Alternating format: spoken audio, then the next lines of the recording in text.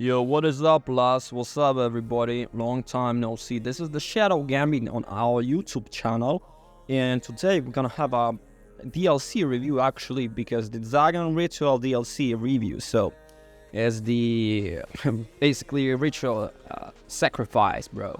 The bitterest strengthening of mini games will be 2 DLC for the Shadow Gambit: The Cursed Crew. Does Zagan's Ritual lie up to the fantastic original game? The finger guns are ready and steady. So let us go and check it out. Not 1 but 2 DLCs on the same day as the swan song to great mini games. That's the definition of the bittersweet. Shadow Gambit: The Cursed Crew was already their greatest game and scored impeccably here at Finger Guns. But now we have new reasons to go back and sample it over again. Yuki Wish and Zagan Ritual DLC packs. Each DLC comes with 1 character, 1 new island, and a handful chunky missions in a story-rich new chapter. You will need to have the base game to have progressed, at least on Act 2. At that point, you can access either DLC as a part of the story, or you can start them at any time, or just do anything a post-game like I did. Gameplay is unchanged from the main game, are graphics, voices, controls and sound. I'll be sticking to talking about the new characters, abilities, islands, and stories, and making a judgment on whenever they are worthy additions to what it's already a 10 out of 10 game. I'm going to handle each DLC separately, so if you are looking to learn about Yuki's Wish, follow the link. With Yuki's Wish being a callback of Shadow Tactics, a small part of me hoped that Zagan's Ritual and the second of the 2 DLCs would turn out to be Desperados 3 callback. Alas, this is not the case, presumably because those characters are not mimes to do with all as they will.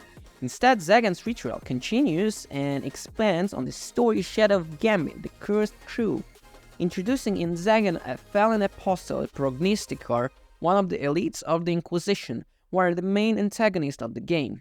Zagan does not much care for his former comrades, and would rather throw in with the Red Marley and the crew to further his strange aims.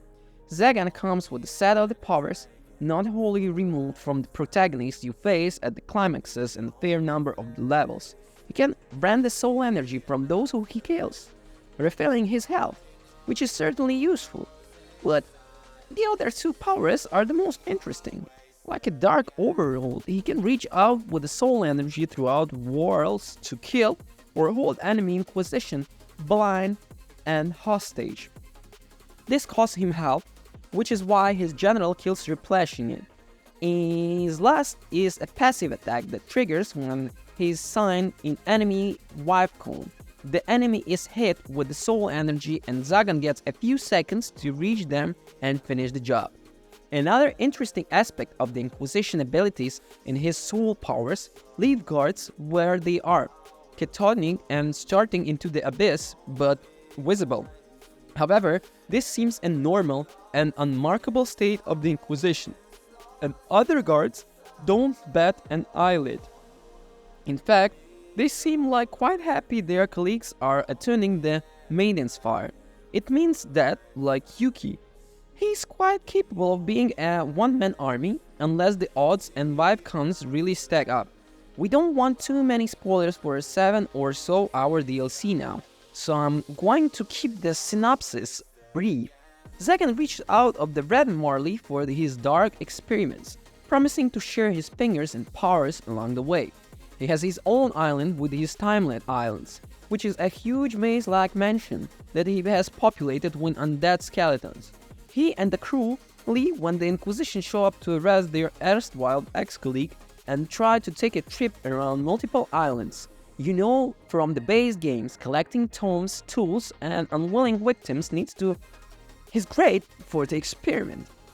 Like with Yuki Wish, you revisit Zagan Island a number of times in the handful of the missions, all while the Zagans blunder and arrogance and ended up revealing much about the origins of the Inquisitor's maiden fire powers and answering a few questions left open in the base game. This one feels more like a continuation of the game that Yuki Wish does, because it sticks to the narrative and expands it. I'll say no more the story except that it goes fall into the same trap as Yuki, that it revolves around revisiting existing islands in a fire bit. Possibly it's too much for liking and probably could have been a little shorter without losing its punch. Zagan's island, like Yuki's isle, is a large multiple part, stretching across the different areas.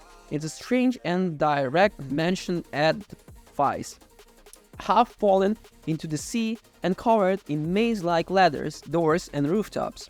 It is a trickier than Yuki's Dragon Island, but the wild most is also found one of the harder overall, and there were multiple points moving in the Inquisition that have heard comparing his island, where I tore my hair out trying to find out what tiny chink in overlapping view one counts on the hat to make my deep into enemy territory to find that one guard was overlooked to start chain reaction and clearing the map.